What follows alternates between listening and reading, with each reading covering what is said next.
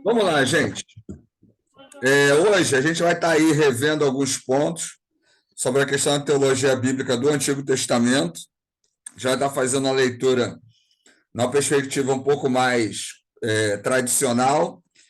E quando a gente fala de teologia do Antigo Testamento, tem sempre alguns pontos que são importantes a gente pensar, né? Já falamos sobre alguns, já falamos sobre a santidade, né, no Antigo Testamento, já falamos sobre a ideia da moral, né, do Antigo Testamento, sobre culto, sacrifício.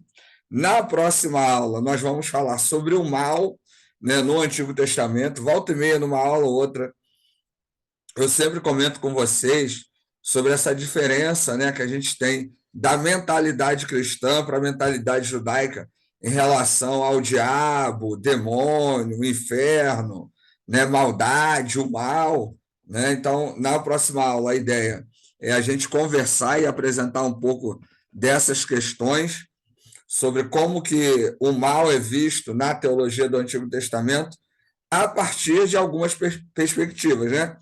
Lembrando, né, que eu tenho a minha perspectiva, né, tenho uma, mas existem outras formas de abordar esses temas. Então, de uma maneira ou de outra, eu estou sempre tentando trazer várias perspectivas, às vezes até sobre o mesmo tema, mas para a gente entender que as abordagens, né, o discurso teológico sobre os temas, eles são sempre diferentes, né? E volta e meia tem sempre alguém até que pergunta, né? Mas dá para pregar, por exemplo, isso que você fala e tal. Ontem, na minha igreja, eu preguei sobre a história de Caim e Abel. Fiz uma abordagem, né, lá à noite sobre o tema da história, e independente ou não, né, até falei isso com o grupo, que independente ou não da história ser verdadeira, expus a ideia de que nem todos acreditam, né, que foram personagens reais ou não, mas sendo real ou não, o texto tem uma mensagem. E aí eu trabalhei em cima da mensagem, né? E aí a ideia é expor a mensagem do texto, independente se o fato é real ou não. Então, qualquer abordagem que a gente vá trabalhar, né, ela é possível de você passar para a igreja. É possível você pregar, é possível você estar ensinando. A questão é a gente saber lidar com isso, né, da maneira mais de uma maneira que não agrida as pessoas, mas também que você não vá omitir o seu ponto de vista porque é ruim, tá certo? Então a gente vai rever mais alguns pontos que são importantes aí na perspectiva da teologia do Antigo Testamento, e a partir da próxima aula a gente vai estar falando sobre o mal no Antigo Testamento, né? E aí vendo como que é possível entender, né? Tem diabo, né, no Antigo Testamento, o Satã ali no livro de Jó, né? Afinal de contas, é o diabo, não é o diabo, é um anjo.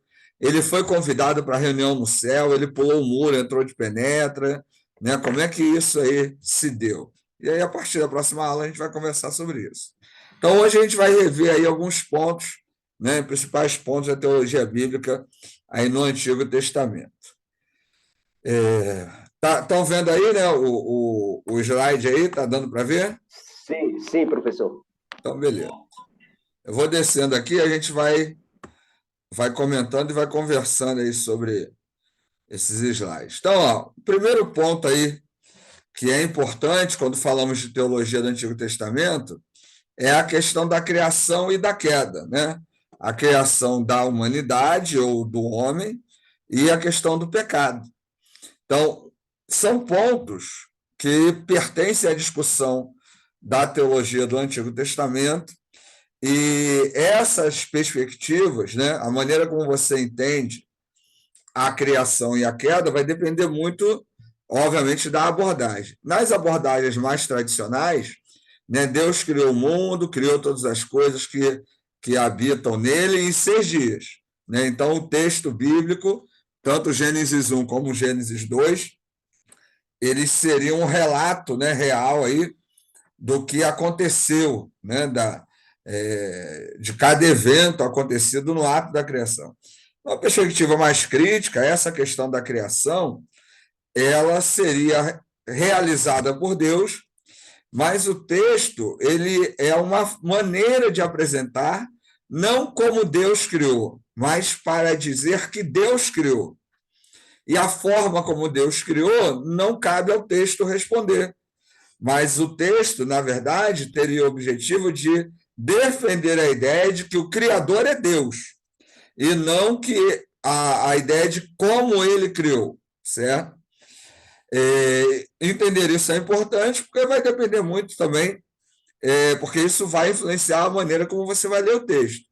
Já comentei com vocês uma vez, né? Eu estava fazendo uma festa de aniversário aqui em casa, um tempão. Eu era seminarista numa igreja em São João de Meriti, o pessoal veio aqui em casa, né, e tal. A gente estava festejando aqui e veio um cara que eu não conhecia, não era da minha igreja, mas era conhecido dos meus familiares, e ele quis dar uma palavra. Ele era pentecostal, até engraçado que ele estava de terno e gravata. Estava todo mundo de bermuda, de chinelo, ele veio de terno e gravata com a Bíblia, né, se destoando um pouco do vestimento da galera.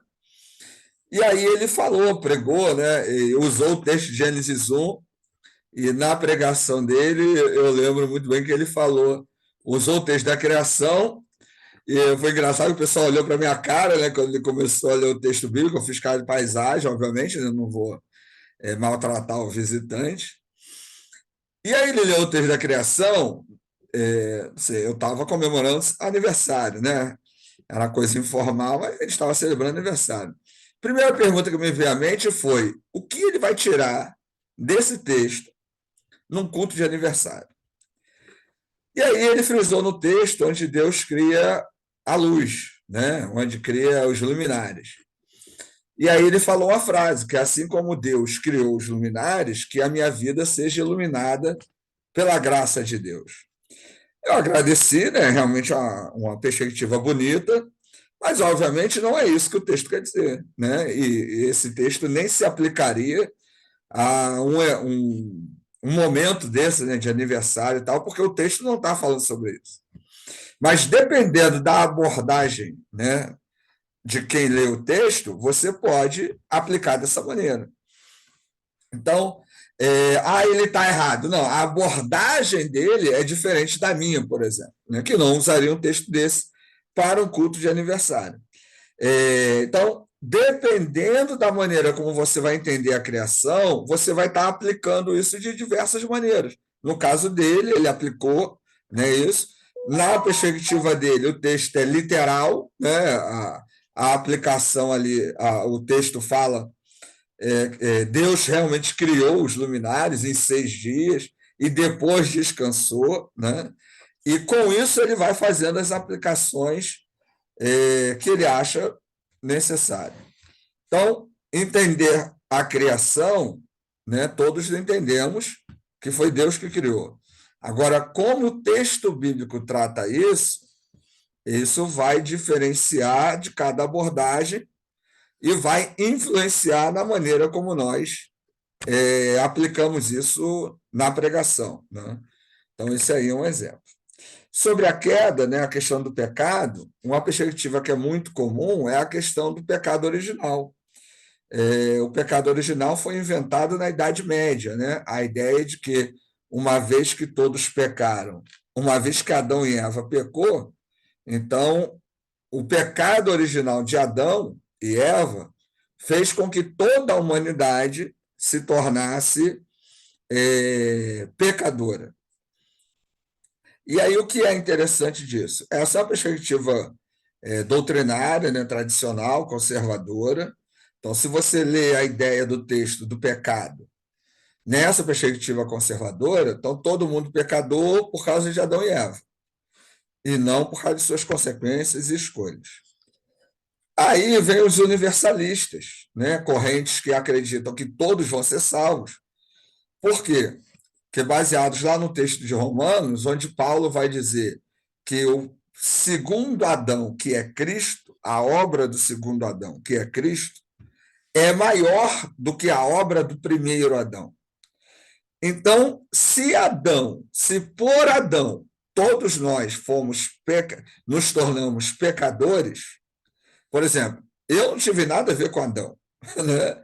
Eu não mandei ele fazer nada do que ele fez, nem ele nem Eva. mas por causa dele eu sou pecador.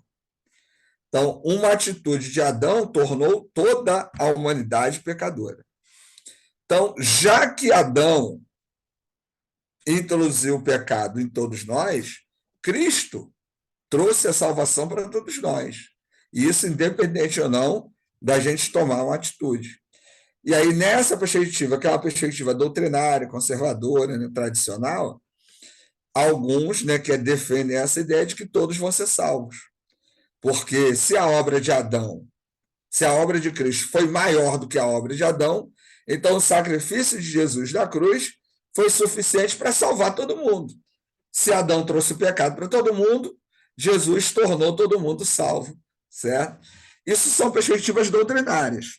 Entenda que o que eu estou dizendo são perspectivas. Tem gente que acredita nisso, tem gente que não acredita.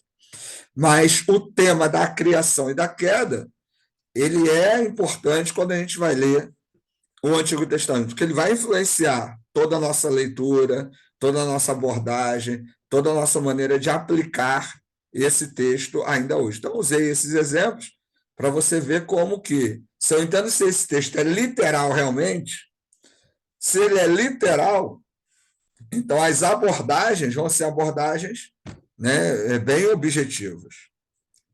Agora, não, o texto de Adão e Eva, ele é um texto que expressa a ideia de que Deus criou o mundo, ele é um combate teológico, a perspectiva teológica babilônica, que acreditava que os deuses babilônicos, persas lá, né, criaram a humanidade, o mundo. Né? Ele é uma cópia da epopeia de Anu-Elish, Gilgamesh, que são textos antigos que falam da criação da humanidade, do mundo por deuses antigos, e existem semelhanças, né, entre o texto de Gênesis e esses textos babilônicos, que esses primeiros judeus tiveram contato durante o cativeiro.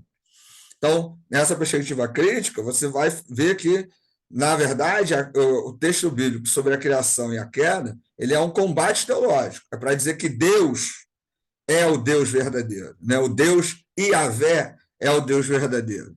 É um combate à teologia persa babilônica. E, nas perspectivas mais tradicionais, o texto realmente relata uma história que aconteceu daquele jeito e as implicações vão ser objetivas aí, dessa maneira que a gente falou, tá certo?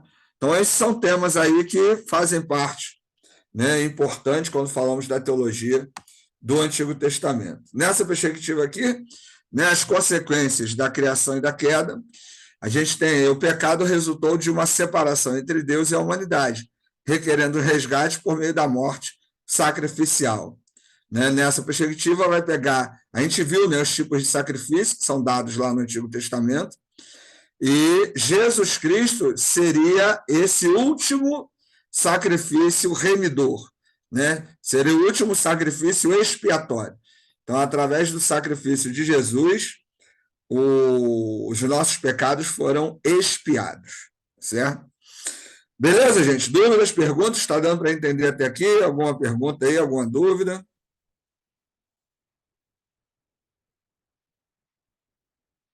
Pergunta. Fala. Mas esse sacrifício, ele é tipo um projeto, né?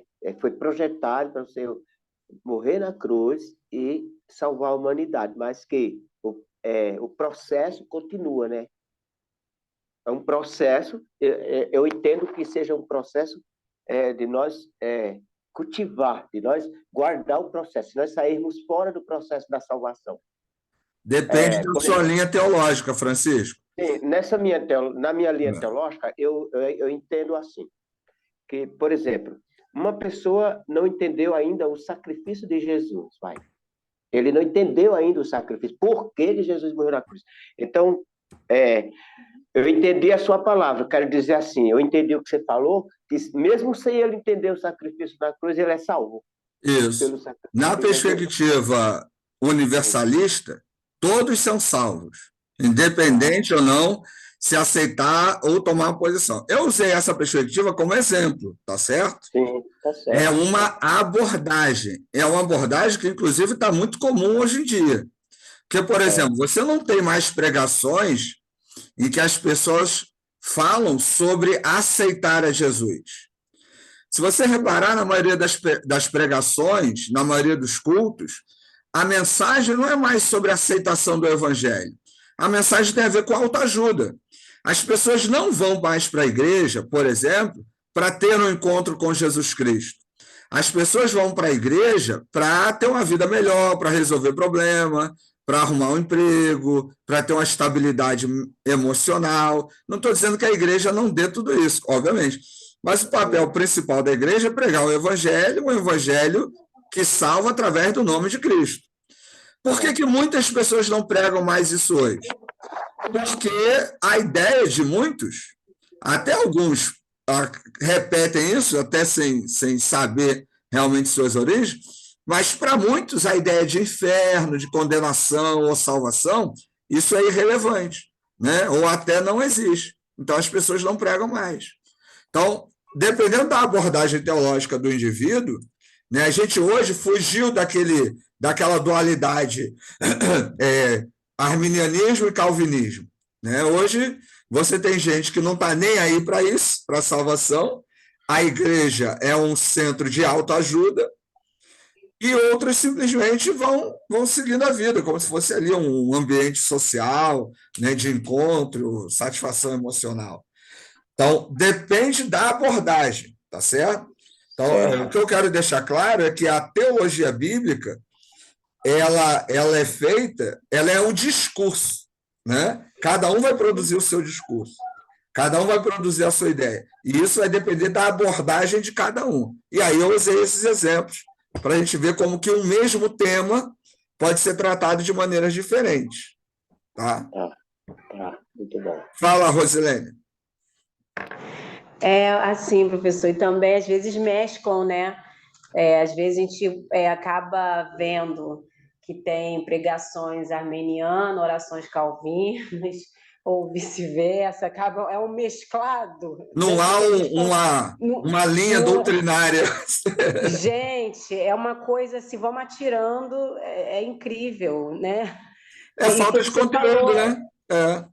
Foi o que você falou, não tem mais essa questão de uma pregação para que aceite a Jesus, né? Tem todo um rodeio. Graças à bondade, à misericórdia do Senhor aqui em nossa igreja, não, pastor, é bem diretão mesmo, tem apelo, a mensagem, né? Graças a Deus ainda é pura, é genuína, mas a gente está vendo muito essa questão aí difícil, coach, né? Tá essa mistureba toda e tem que filtrar, realmente, a gente tem que filtrar. E assim, entender que isso tudo é fruto dessas abordagens, entendeu?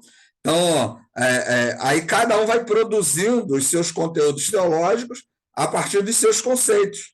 Então, o mesmo tema ele acaba sendo tratado de várias maneiras. Né? É isso que a gente precisa entender. O tema da criação. Todo mundo acredita que Adão e Eva existiu. Esse não é o maior problema. O problema não é acreditar se Adão e Eva existiu. O problema é o que eu falo sobre Adão e Eva, né? E como eu falo. Porque você pode até acreditar que Adão e Eva existiu, mas só está falando baboseira por aí. Então, esse é o grande perigo. Né?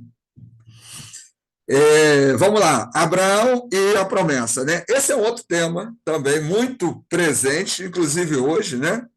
Nas igrejas, todo mundo fala de promessa, de promessa, de promessa. Mas é um tema muito presente no Antigo Testamento, por quê? Porque ele vai lembrar aos judeus da ideia de pertencimento a Deus. Né? O povo judeu, a gente já trabalhou sobre isso, é um povo de memória.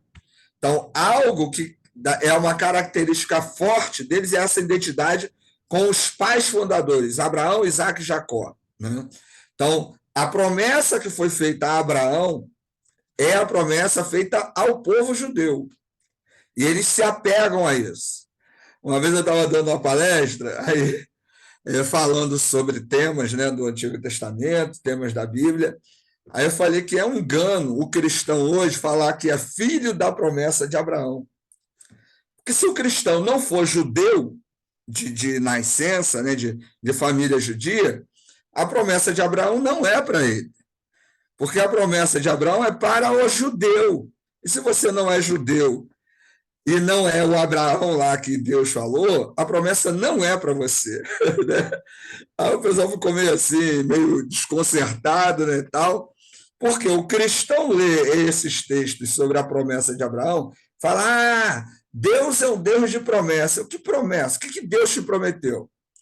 Não, Deus prometeu que eu vou ter uma vida boa. Prometeu aonde? Ele está dizendo isso, né? A pessoa sabe. E é legal que as pessoas confundem promessas de Deus com os seus desejos. Então, eu desejo, né, ser curado de uma doença. E aí eu confundo isso com a promessa de Deus. Não, Deus prometeu que vai me curar. Se Deus não falou para você diretamente, é complicado. Entendeu? Então, esse tema é um tema muito mal trabalhado no meio cristão. No meio judeu é tranquilo.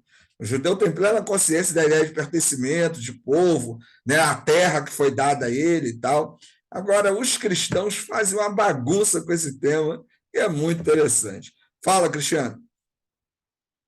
Professor, aquele lance de dispensacionalismo que tem, acho que, uma contraposição de ideias com a teologia reformada, tem a ver com essa questão aí, né? Que acho que tem um pessoal que fala que tem promessas para o... Eu não sei, eu não estou muito bem familiarizado com a questão, mas eu acho que uma das visões, o pessoal fala que tem promessas que são para o povo judeu e outras promessas que são para a igreja. Tem gente que fala que toda promessa que era do povo judeu virou promessa da igreja. Eu não sei muito bem. Tem como tu elucidar essa questão aí, por favor? A criatividade falei bonito, humana... elucidar, ó, tá vendo? Mereço um ponto por causa disso, valeu? Merece. A criatividade humana, ela é fantástica, né? Não. Porque, assim, o texto, como eu falei várias vezes, né, o texto é polissêmico. Eu posso falar o que quiser, né? Eu vejo a palavra... É o que, Rosilene? Elucidar, agora vem polissêmico, é competição. Porque, assim, os significados podem ser variados. E quando a gente vai falar de uma construção teológica, a construção teológica é uma construção de ideias. Né? É claro que a teologia, né, as abordagens teológicas, dizem, né, que tem seu fruto na exegese, mas a gente já viu que a exegese pode ser feita de várias maneiras, a interpretação bíblica é feita de várias maneiras. Então, nas questões sobre fim do mundo e volta de Cristo, os dispensacionalistas, né, os pré-milenistas, os pós-milenistas, eles criaram essas doutrinas. Todas essas doutrinas dispensacionalistas sobre o fim do mundo foram criadas a partir do século XVIII. Porque o texto bíblico em si, ele não tem uma perspectiva de fim do mundo como nós o entendemos. Né? Quando ele vai falar de escatologia ou de fim, é o fim de um período, de um processo. Final do Império Romano, final da maldade romana, final do cativeiro babilônico, né? O final do mal presente ali naquela época, naquele contexto. Não a ideia de um fim do mundo. Quem criou essa ideia de fim do mundo, né, foi os povos mais modernos. E aí se utilizaram, né, da polissemia bíblica para poder construir as suas teorias. Essa questão de que tem promessa que é para judeu, tem promessa que é para cristão, e agora as promessas que eram para os judeus, agora são para os cristãos, é complicada. Porque o Antigo Testamento promete a terra prometida para os judeus. E eles estão até hoje aí procurando a terra prometida, ter paz nessa terra prometida, que não encontraram. O Antigo Testamento promete o Messias para os judeus, e eles estão esperando até hoje. Então, as promessas do Antigo Testamento foram para os judeus, e são para os judeus. Né? Muitos acreditavam, por exemplo, que Ciro, né, um dos reis bíblicos, aí, foi esse Messias que era prometido, né, que Davi tinha sido também um desses Messias, né, um desses grandes reis. Né? Muita gente acredita que os reis de Israel cumpriram essas promessas de Messias. Né? Então, veio um, veio outro, veio outro, veio outro. Então, isso foi sendo cumprido na pessoa desses reis. E agora, quando a monarquia caiu, eles ainda estão esperando um outro. Eu já falei isso com vocês, né? O primeiro ministro de Israel, o antigo, não sei o que, Netanyahu, eu esqueci o primeiro nome dele. Bem conhecido. Benjamin Netanyahu. Eu acho que era esse aí. Eu assisti uma entrevista dele que ele dizia que ele era o Messias do Antigo Testamento.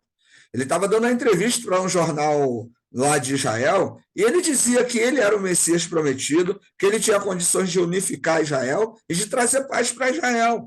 Então, para o judeu, essa perspectiva política messiânica continua. A promessa ainda vai se cumprir. Agora, o problema é quando o cristão lê o do Antigo Testamento, o cristão acha que ele é judeu, porque o texto está na minha Bíblia. A Bíblia não foi escrita para a gente, né? A gente já conversou sobre isso. O Antigo Testamento não foi escrito para a gente, nem o Novo.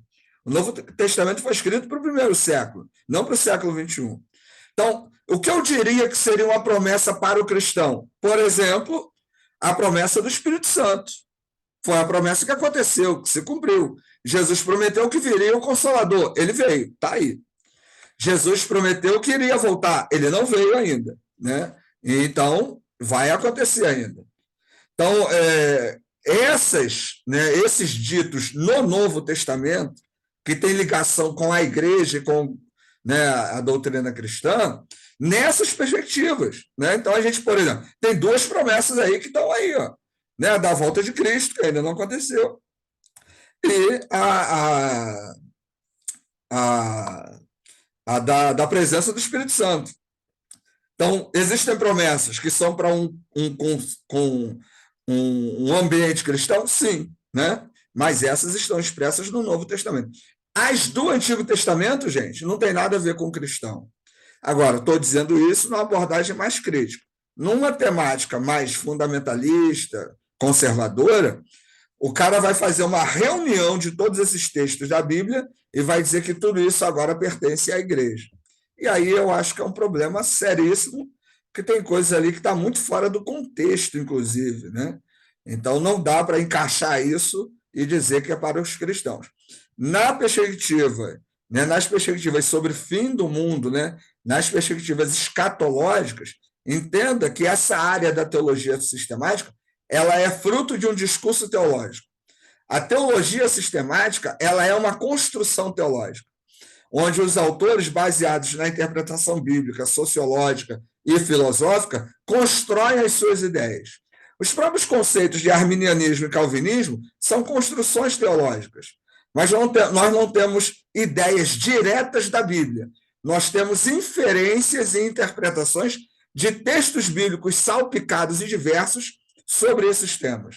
Então, você falar que a salvação é você que escolhe ou que é Deus que escolhe, qualquer uma dessas opções é uma inferência, é uma construção teológica. Não é necessariamente, né, dizer que você está seguindo ou não o texto bíblico. Então, nesse ponto da promessa, vai depender muito, Cristiano, né, da abordagem e da linha de quem esteja tratando desses temas. Mas aí eu tenho mais uma dúvida aí, cara.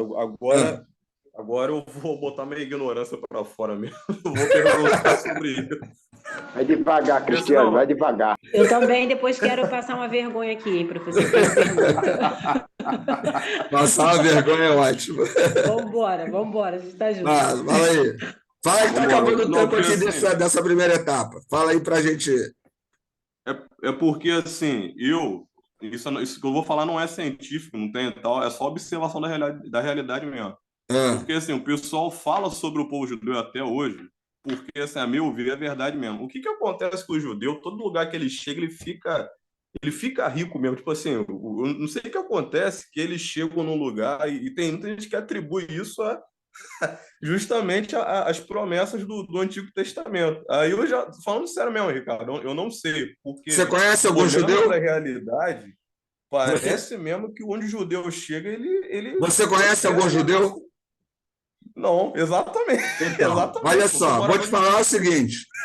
Uma coisa é você falar que todo judeu é rico, que todo judeu é abençoado. Outra coisa é você dizer, né, que o povo é abençoado. Quando você fala que todo judeu é rico, então não tem judeu pobre. Não tem judeu com problema. Eu conheço vários judeus. Todo judeu que eu conheço é pobre. Inclusive, alguns já trabalharam comigo. Nunca ouvi falar, sério. Então, né? A lenda diz que Aí todos são ricos. tinha um, inclusive, que estudou aí no seminário de Nova Iguaçu. Ele está até muito doente. Eu até esqueci o nome dele. Ele trancou o seminário, que ele arrumou um emprego na época, ele estava desempregado, arrumou um emprego à noite, teve que trancar o seminário.